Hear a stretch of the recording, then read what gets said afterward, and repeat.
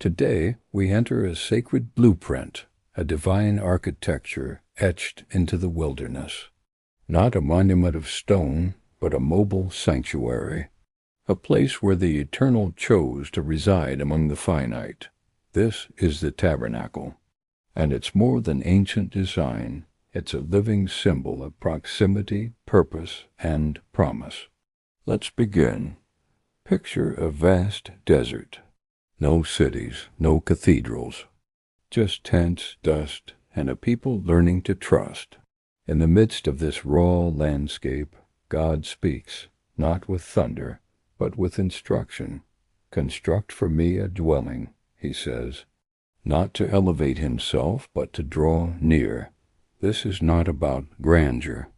It's about intimacy. The tabernacle was a tented meeting place, a sacred zone where heaven touched earth. Every stitch, every cubit, every material carried meaning.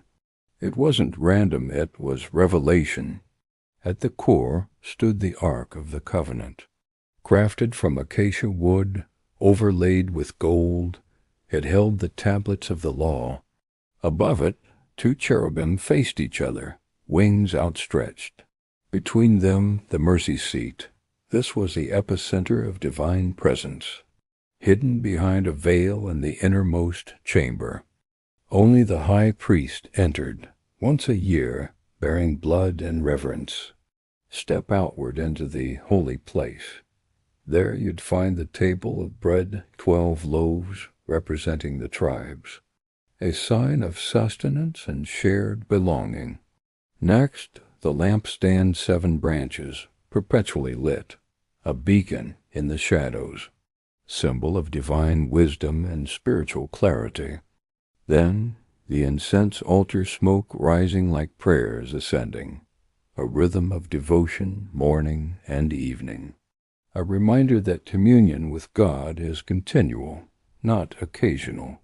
Outside the tent in the courtyard stood the bronze altar. Here, offerings were made, lives laid down.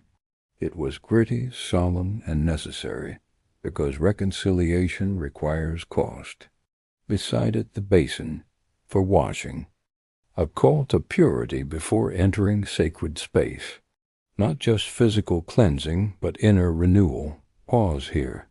This wasn't just ritual, it was choreography, a sacred dance of approach, a pattern of presence. God didn't leave his people guessing, he gave them a map. But this map wasn't static. It pointed forward. Centuries later, John writes, "The Word became flesh and pitched his tent among us." That phrase, pitched his tent, echoes the tabernacle. Jesus became the dwelling, not in gold, but in skin, not behind curtains, but in crowds. He embodied every element. He was the bread that satisfies, the light that guides, the intercessor who prays, the sacrifice that redeems, the priest who mediates, the presence unveiled. And when he died, the veil tore, not from bottom to top, but from top to bottom. Heaven initiated the invitation. So what does this mean for us? It means the tabernacle wasn't just a historical structure. It was a spiritual template, a divine rhythm we're invited to live by. Paul writes, "You are the temple of the Holy Spirit." That's not metaphor, it's identity. You are the meeting place now, the sanctuary, the space where God chooses to dwell. But here's the question, are we cultivating that space? The tabernacle was built from offerings, gold, silver, fabric, wood. But the most important ingredient was willingness. Everyone whose heart stirred gave. God doesn't demand, he invites. So how do we build a tabernacle life today? Start with surrender, not ceremonial but personal. Lay down distractions, make room, then purification. Not external rituals but inner honesty.